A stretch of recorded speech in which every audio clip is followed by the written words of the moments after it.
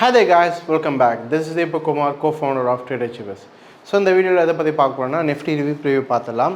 Market பார்த்தீங்கன்னா நேற்று எல்லாருக்கும் தெரிஞ்ச விஷயம், நல்ல ஒரு ஃபால் இருந்துச்சு. நேற்றுலேருந்து இந்த டாப்லேருந்து மார்க்கெட் எவ்வளோ கீழே விழுந்திருக்குன்னா கிட்டத்தட்ட வந்து 3%, 720 பாயிண்ட்ஸ் கிட்ட மார்க்கெட் கீழே விழுந்து இன்றைக்கி பார்த்தீங்கன்னா கிட்டத்தட்ட ஓரளவுக்கு திருப்பியும் பேக் ட்ராக் மேலே போக ஆரம்பிச்சிச்சு. ஒரு 700 பாயிண்டில் 272 பாயிண்ட் போயிடுச்சு. மீது இன்னும் 500 பாயிண்ட் இருக்குன்னா ப்ரீவியஸ் சைட்லேருந்து அந்த லெவலுக்கு போகிறதுக்கு. இப்போது இது வந்ததுக்கான ரீசன் என்ன அப்படின்னு நிறைய விஷயங்கள் இருக்குது. ஃபஸ்ட்டு நம்ம பார்க்க வேண்டிய ரீசன் என்னென்னா, இஸ்ரேலில் பார்த்தீங்கன்னா வாருக்கு போயிட்டாங்க. யார் கூட பார்த்தீங்கன்னா ஈரான் கூட வாருக்கு போயிட்டாங்க. நம்ம நியூஸ்லாம் பார்த்துருப்போம், மிசைல்ஸை வச்சு அடிக்க ஆரம்பிச்சிட்டாங்க. இதனால் என்ன ஆச்சுன்னா ஆயில் ப்ரைஸஸ்லாம் வந்து கிட்டத்தட்ட 10% வந்து ஷூட் அப் ஆயிருக்கு. செகண்ட் ரீசன் வந்து ஃபஸ்ட்டு வந்து இஸ்ரேல் வாருக்கு போகிறது. இஸ்ரேல் மட்டும் கிடையாது, நம்ம ரெகுலராக வாட்ச் பண்ணிகிட்ருக்க இன்னொரு வாரம் என்னென்னா ரஷ்யா யுக்ரைன் வாரும் இருக்குது. அது மட்டும் இல்லாமல் ரீசெண்டாக நம்ம பார்த்தது வந்து இந்தியாவுக்கும் பாகிஸ்தானுக்கும் ஒரு சின்ன ஒரு கான்ஃப்ளிக்ட்டும் இருந்துச்சு. சரி, இந்த ரீசன்லாம் இருந்துச்சு. இதனால் இப்போ இஸ்ரேல் அடித்ததுனால ஆயில் ப்ரைஸஸ் எல்லாமே என்ன ஆகுது, ஷூட் அப் ஆக ஆரம்பிச்சு. நல்லா வந்து 10% கிட்ட மேலே அடிக்க ஆரம்பிச்சிச்சு. இது மட்டும் இல்லை, நம்ம இந்தியன் மார்க்கெட் விழுந்ததுக்கான ரீசன் நம்ம பார்க்கும்போது ட்ரம்ப் அமெரிக்கா பார்க்குறோம். டேரிஃப் வந்து கான்ஃப்ளிக்ட் நம்மளுக்கு ரொம்ப நாளாக போய்ட்டுருந்து டேரிஃப் வந்து பாஸ் பண்ணி வச்சுருந்தாங்க. ஏன்னா முன்னாடியே வந்துட்டு நம்ம கம்மி என்ன பண்ணுறோன்னா அவங்களோட குரூட்ஸ்க்கெலாம் நம்ம அதிகமாக போடுறோம், ஆனால் உங்களோட குரூட்ஸுக்கு நாங்கள் கம்மியாக போடுறோம் அப்படின்ற மாதிரி அமெரிக்கா சொல்லி ட்ரம்ப் வந்து டேரிஃப் போட்டிருந்தார். அதை வந்து 90 டேஸ் கிட்ட பாஸ் பண்ணி வச்சுருந்தாரு. கிட்டத்தட்ட அந்த டெட்லைனும் வரப்போகுது. இப்போ என்ன சொல்லியிருக்காருன்னா நிறைய விதிமுறைகள் வச்சுருக்காரு. என்ன சொல்லியிருக்காருன்னா எடுத்துக்கோங்க இல்லை விட்டுருங்க அப்படின்ற மாதிரி சொல்லியிருக்காரு. என்னென்னா இதனால் ஒரு அன்சர்டனிட்டி, ஒரு பயம் வந்து நிறைய பேருக்கு வர ஆரம்பிச்சிச்சு. இந்த இடத்துல என்ன பண்ணுவாங்கன்னா மக்கள் நார்மலாக ஒரு இன்வெஸ்டர்ஸ்ன்னு பார்க்கும்போது அவங்க எங்கே போவாங்க, கோல்டு சேஃபர் ரிட்டர்ன்ஸ் தான் போவாங்க. நாலாவது ரீசன் எதுக்கு மார்க்கெட் வந்து கீழே வர ஆரம்பிச்சிடும், நாலாவது ரீசன் வந்து நிறைய இன்வெஸ்டர்ஸ் வந்து என்ன பண்ணுறாங்க, எஃப்ஐஎஸ்லாம் வந்து என்ன பண்ணுறாங்க, கேஷ் எடுத்துகிட்டு ஃபாரின் மார்க்கெட்ஸ்க்கு போக ஆரம்பிச்சிட்டாங்க. இது வந்து நாலாவது ரீசன். அஞ்சாவது ரீசன் பார்த்திங்கன்னா யூஎஸ்டி டு ஐஎன்ஆர். ஐஎன்ஆரோட வேல்யூ நாளுக்கு நாள் வந்து கம்மியாகிட்டே இருக்குது. 86 ரூபா வரைக்கும் இருக்குதுன்னு நினைக்கிறேன். அதனால் இது எல்லாமே வந்ததுனால ஒரு ரீசன் தான் மார்க்கெட் கீழே விழுந்திருக்கு. இது மட்டும் கிடையாது. நம்ம வந்து நேற்று பார்த்த ரீசன்னா அகமதாபாத்தில் ஒரு ட்ராஜடி பார்த்தோம். இதனால் என்ன ஆச்சுன்னா இன்றைக்கி நீங்கள் பார்த்துருந்தீங்கன்னா தெரியும், டாடா குரூப்ஸோட நிறைய ஸ்டாக்ஸ் வந்து ஏர் இண்டியா யார் வச்சுருக்காங்கன்னா டாடா குரூப்ஸ் தான் வச்சுருக்காங்க. அவங்க நிறைய ஸ்டாக்ஸ் வந்து கீழே வந்துச்சு, ஆனால் திருப்பி ரெக்கவர் ஆக ஆரம்பிச்சிச்சு. அது எல்லாமே தான் மேஜர் ரீசன் எதுக்குன்னா இந்த நிஃப்டி ஃபாலுக்கு. இது திருப்பியும் மேலே போகுமானா கண்டிப்பாக, ஏன்னா இப்போ வந்து இஸ்ரேல் வார்லாம் இருந்தாலும் அதுக்கான பாதிப்பு வந்து ரொம்ப நாள் இருக்குமானா கிடையாது. ஏன்னா அவங்க 2 பேர் சண்டை போட்டுக்கிறாங்க, நம்ம தனியாக இருக்கிறதுனால நம்மளுக்கு பாதிப்புன்றது அவ்வளோ பெருசாக இருக்காது. மார்க்கெட்டில் இப்போ ஒரு இது இருந்தாலும் அது ஓவராலாக பாதிக்குமானா பாதிக்காது. இப்போ இது என்ன ட்ரெண்டில் இருந்துச்சு அப்படின்னு நம்ம ஏற்கனவே கிஷோர் சார் கிளியராக போட்டு காமிச்சிருப்பாங்க உங்களுக்கு. இது பார்த்தீங்கன்னா சைட்வேஸில் இருந்துச்சு. மார்க்கெட் வந்து இந்த லெவலில் உங்களுக்கு என்ன இது ட்ரேடில் இருந்துச்சுன்னா நார்மல் ட்ரெண்டு வந்து சைட்வேஸில் இருந்துச்சு. சைட்வேஸில் இருக்கும்போது மார்க்கெட் இங்கே மேலே போயிருக்கு. இது மேலே போயிருக்கிறது பிரேக் அவுட்டான்னு கேட்டிங்கன்னா கிடையாது. டெக்னிக்கல் டேர்மில் பார்த்தீங்கன்னா பிரேக் அவுட்டுக்குன்னு சர்டன் ரூல்ஸ் இருக்குது. அந்த மாதிரி பார்க்கும்போது இது பிரேக் அவுட் கிடையாது. இது வந்து ஃபால்ஸ் பிரேக் அவுட் தான் சொல்லுவாங்க. மார்க்கெட்டில் வந்து மேலே ஃபால்ஸ் பிரேக் அவுட் கொடுத்துட்டு மார்க்கெட் திருப்பி எங்கே வந்திருக்கணும், ப்ரீவியஸ் லோக்கு தான் வந்திருக்கு. கரெக்டாக அந்த பஞ்ச் அந்த லோவில் தான் அடிச்சிருக்கு. அந்த லோ எங்கே வந்துச்சுன்னு பார்த்தீங்கன்னா ப்ரீவியஸ் லோ 24,476. அதெல்லாம் நேற்று விழுந்ததும் சரி கேப் டவுன் ஆகி இங்கே வந்து மார்க்கெட் வந்து அந்த பஞ்ச் ஆகிட்டு திருப்பி மேலே போயிட்டுருக்கு. அப்போ இந்த இடத்துல பவுன்ஸ் பேக் ஆகுதுன்னா நம்மளுக்கு எல்லாருக்கும் தெரிஞ்ச விஷயம், சிம்பிள் லோவில் இருக்குது. அப்போ நம்ம நெக்ஸ்ட்டு எங்கே போகலாம், ப்ரீவியஸ் ஹை தான் சான்சஸ் அதிகமாக இருக்குது. 25,200 போகிறதுக்கான சான்சஸ் தான் அதிகமாக இருக்குது. இன்கேஸ் நம்ம கீழே சில பேர் என்ன பண்ணியிருப்பாங்க, கீழே வந்துட்டு வாங்கி வச்சுருந்துருப்பாங்க. அவங்களுக்கு பார்த்தீங்கன்னா இது வந்துட்டு ஒரு நல்ல ஒரு ட்ரேடாக இருக்கும். இன்கேஸ் நீங்கள் நடுவில் மிஸ் பண்ணிங்கன்னா, எப்போதுமே நடுவில் எடுக்கிறதுன்றது நான் அட்வைஸ் பண்ண மாட்டேன். என்ன பண்ணிக்கலாம், வேறு ஒரு ரெசிஸ்டன்ஸ் என்னாச்சு இருந்தால் அதை பிரேக் பண்ணிவிட்ட வரைக்கும் எடுத்துக்கலாம். வேறு ஒரு ரெசிஸ்டன்ஸ் இருக்கானா இருக்குது. அது எந்த ரேஞ்சில் இருக்குதுன்னு பார்த்தீங்கன்னா 24,834 இருக்குது. அதை பிரேக் அவுட் ஆச்சுன்னா நல்ல ஒரு ஆப்பர்ச்சுனிட்டியாக இருக்கும். அங்கேருந்து ஒரு கிட்டத்தட்ட ஒரு 400 பாயிண்ட்ஸ் கிட்ட கிடைக்கும் உங்களுக்கு 25,200க்கு. அதனால் நீங்கள் நடுவில் கீழே என்ட்ரி ஆகிருக்கணும். மிஸ் பண்ணிட்டோம் அப்படின்னா ஒன்றும் பிரச்சனை இல்லை. 24,834 வந்து உங்கள் என்ட்ரியாக வச்சுக்கோங்க. இப்போதைக்கு நான் வந்து இதை எடுத்துகிறேன். மேஜர் நெக்ஸ்ட்டு என்னென்ன மேஜர் சப்போர்ட் அண்ட் ரெசிஸ்டன்ஸ் இருக்குது மட்டும் வரைஞ்சி காமிச்சேன்.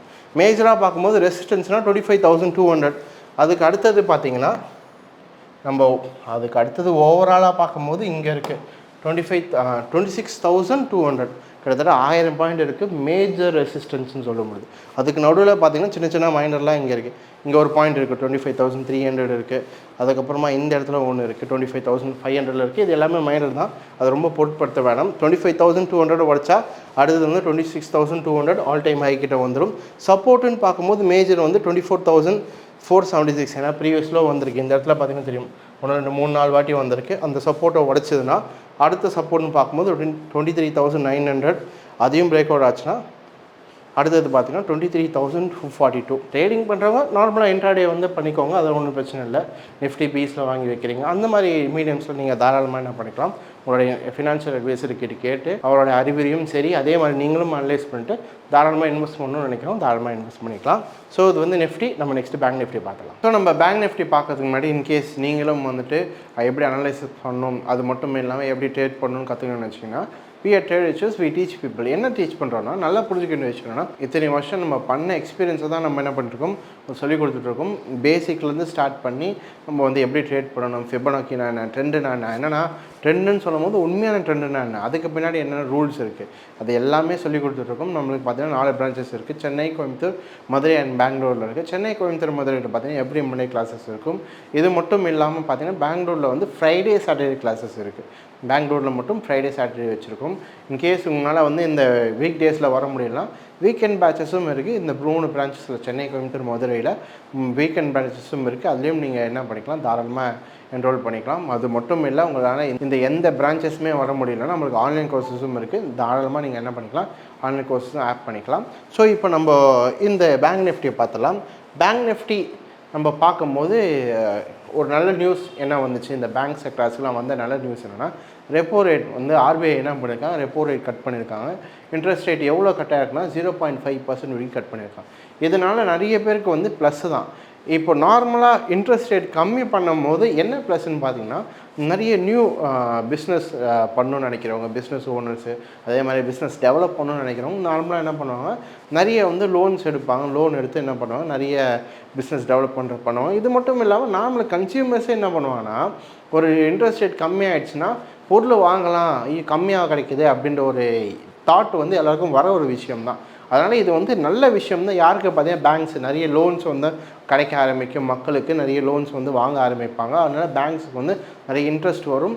என்னன்னா நல்ல ஒரு விஷயம்தான். இது யாருக்கு இதுன்னு பார்த்தீங்கன்னா இந்த ஓல்டு பீப்புளெலாம் இருக்காங்களா அவங்களுக்கு பார்த்தீங்கன்னா ஃபிக்ஸட் டெபாசிட்டில் போட்டிருப்பாங்க.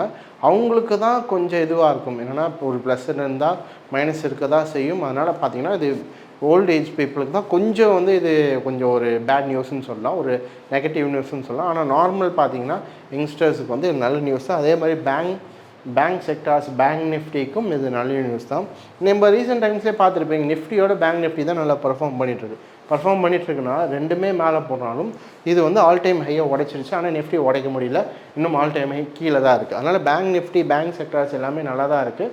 இது நல்லா இருக்கும். ஒரே ஒரு விஷயம் புரிஞ்சுக்கணும், நல்லா ஏறுதும் நல்லா ஏறும், இறங்குறதும் நல்லா ஏறும். அதனால் இது நல்ல இன்வெஸ்ட்மெண்ட் கேட்டிங்கன்னா தாராளமாக நல்ல இன்வெஸ்ட்மெண்ட்கான மீடியம் தான். ஆனால் அந்த risk to ratio, reward ratio பார்த்துட்டு நீங்கள் என்ன பண்ணிக்கலாம், என்ட்ரி ஆகிக்கலாம்.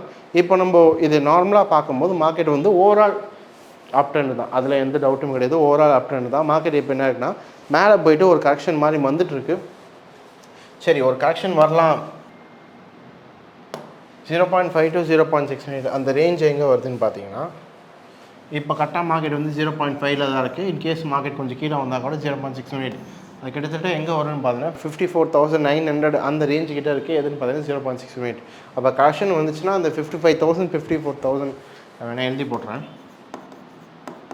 55K to 54,900 இந்த ரேஞ்சு வரதுக்கான சான்சஸ் இருக்குது மார்க்கெட் கரெக்ஷன் வருதுன்னா. இன்கேஸ் அதை உடச்சா தான் நம்மளுக்கு வந்து சப்போர்ட் 53,589 அந்த சப்போர்ட் வரதுக்கான சான்சஸ் இருக்குது. ஸோ இந்த லெவல்ஸை நோட் பண்ணி வச்சுக்கோங்க. மார்க்கெட் வந்து அப்படி இந்த இடத்துல பவுன்ஸ் பேக் ஆகி திரும்புதுன்னா நல்ல ஒரு ஆப்பர்ச்சுனிட்டியாக இருக்கும். ஆப்பர்ச்சுனிட்டி ஃபஸ்ட்டு நம்ம பார்க்கும்போது ஃபஸ்ட் ரெசிஸ்டன்ஸ் வந்து 56,000 இருக்கும், அது ப்ரீவியஸ் ஹையாக இருக்கும். அந்த ரெசிஸ்டன்ஸை உடச்சதுன்னா அடுத்த ரெசிஸ்டன்ஸ்னு பார்த்தீங்கன்னா 57,000 கிட்டத்தட்ட அங்கேருந்து ஒரு 1000 பாயிண்ட் 900 பாயிண்ட்ஸ் கிட்ட மேலே இருக்கும். சரி சப்போர்ட்டுன்னு பார்க்கும்போது சப்போர்ட் இப்போ இந்த 0.6 நீங்கள் சப்போர்ட்டாக வச்சுக்கலாம். ஆனால் நான் மேஜராக வந்துட்டு ஒரு டவுன் ட்ரெண்டாக மாறணும், ட்ரெண்டு மாறணும்னா அதுக்குன்னு சர்டன் லோஸ்லாம் இருக்குது. அதனால் அதை வந்துட்டு என்ன பண்ணிக்கோங்க, பவுன்ஸ் பேக்கான ரேஞ்சாக மட்டும் பாருங்கள் தவிர டவுன் ட்ரெண்டாக மாறிச்சு அப்படின்ற ரேஞ்ச் கிடையாது. ரெண்டுத்துக்கும் டிஃப்ரென்ஸ் இருக்குது. ஸோ அந்த ரேஞ்ச் இருக்கட்டும், அது பிரேக் அவுட் ஆச்சுன்னா அதை நம்ம அடுத்தது பார்த்துக்கலாம். ஆனால் சப்போர்ட் மேஜர் சப்போர்ட்டுன்னு பார்க்கும்போது 53,589 அது 53,600 கிட்ட இருக்குது மேஜர் சப்போர்ட். அது பிரேக் அவுட் ஆச்சுன்னா அடுத்த சப்போர்ட் வந்து 52,400, அங்கேருந்து கிட்டத்தட்ட 900 பாயிண்ட்ஸ் கிட்ட வந்துடும் மேஜர் சப்போர்ட்னு பார்க்கும்போது. அதுக்கப்புறமா இந்த சின்ன சின்ன சப்போர்ட்லாம் இருக்குது, இது நார்மலாக வாட்ச் பண்ணலாம் நீங்கள். மேஜர் சப்போர்ட்னு பார்க்கும்போது அடுத்ததுன்னு பார்த்தா 50,700. ஸோ மேலே இதுன்னு பார்க்கும்போது 1000 பாயிண்ட் டிஃப்ரென்ஸு, கீழே இதுன்னு பார்க்கும்போது 1000 பாயிண்ட்டும், அதுக்கு அடுத்தது பார்த்திங்கன்னா 2000 பாயிண்ட்டும் டிஃப்ரென்ஸ் இருக்குது. இதெல்லாம் உடச்சதுன்னா மார்க்கெட் இன்கேஸ் திரும்ப ஆரம்பிச்சிச்சுன்னா, அதுவும் ஆல் டைம் ஹையெல்லாம் உடைக்க ஆரம்பிச்சுன்னா அதுக்கு அடுத்த ரெசிஸ்டன்ஸ் எங்கே இருக்குதுன்னு பார்க்கலாம். இப்போதைக்கு இது மட்டும் போதும், அது வரும்போது நம்ம என்ன பண்ணிக்கலாம், அடுத்த ரெசிஸ்டன்ஸ் பார்த்துக்கலாம். ஸோ எனக்கு தெரிஞ்சு பேங்க் நிஃப்டி புரிஞ்சுக்கணும்னு நினைக்கிறேன், இது மாதிரி நிஃப்டியும் புரிஞ்சுக்கணும்னு நினைக்கிறேன். விழுந்ததுக்கான நிறைய ரீசன்ஸ் இருக்குது. அதே மாதிரி என்னென்னா ஈரானும் இஸ்ரேலும் சண்டைக்கு போகிறாங்கன்னா எஸ் அவங்க கொஞ்சம் ஃபால் இருக்கும். அது மட்டும் இல்லாமல் ஒரு ட்ராஜடி நடந்துச்சு, அதனால் வந்து டாடா குரூப்ஸ் எல்லாமே கொஞ்சம் அடி வாங்குச்சு. மற்ற விஷயங்கள் இருந்தாலும் மார்க்கெட் வந்து திருப்பியும் அப் ட்ரெண்டில் இருக்கிறனால, இந்தியா வந்து க்ரோயிங் கண்ட்ரியில் இருக்கிறனால மார்க்கெட் மேலே தான் போயிட்டுருக்கு. இது மட்டும் இல்லாமல் வேர்ல்டு எக்கனாமியில் நம்ம என்ன பண்ணியிருக்கோம், 4th பிளேஸ் வந்திருக்கும். $4 trillion வந்து அடிச்சிருக்கும். அதுலேயும் பார்த்திங்கன்னா நிறைய நெகட்டிவ்ஸ்லாம் நிறைய பேர் சொன்னாங்க. அதெல்லாம் இருந்தாலும் மேஜராக பார்க்கும்போது கம்பெனிஸ் க்ரோ ஆகுதான்னு கேட்டிங்கன்னா ஆமாம், இதுதான் உண்மை. என்னென்னா மக்கள் க்ரோ ஆகிறதுக்கும் கம்பெனி க்ரோ ஆகிறதுக்கும் வித்தியாசம் இருக்குது. நம்ம ஷேர்ஸ்ன்னு எடுக்கும்போது கம்பெனி க்ரோ ஆகுதானா க்ரோ ஆகிட்டு தான் இருக்குது. அதனால் ஷேர்ஸில் இன்வெஸ்ட் பண்ணணும்னு நினச்சிங்கன்னா நீங்கள் நல்லா ஸ்டாக்காக பிக் பண்ணுங்கள். உங்களோட ஃபினான்ஷியல் அட்வைசர்கிட்ட கேளுங்க, பிக் பண்ணிவிட்டு நல்லா ஸ்டாக்காக இருந்தால் அனலைஸ் பண்ணிட்டு தாராளமாக இன்வெஸ்ட் பண்ணிக்கலாம். ஏன்னா நிஃப்டியும் சரி பேங்க் நிஃப்டியும் சரி ஒரு ஆப்ஷனில் தான் இருக்குது. எனக்கு தெரிஞ்சு இந்த வீடியோ புரிஞ்சிருக்குன்னு நினைக்கிறேன். அதே மாதிரி யூஸ்ஃபுல்லாக வந்திருக்குன்னு நினைக்கிறேன். இதே மாதிரி நான் அடுத்த வீடியோ சந்திக்கிறேன். அண்டில் தென் டேக் கேர், பாய்.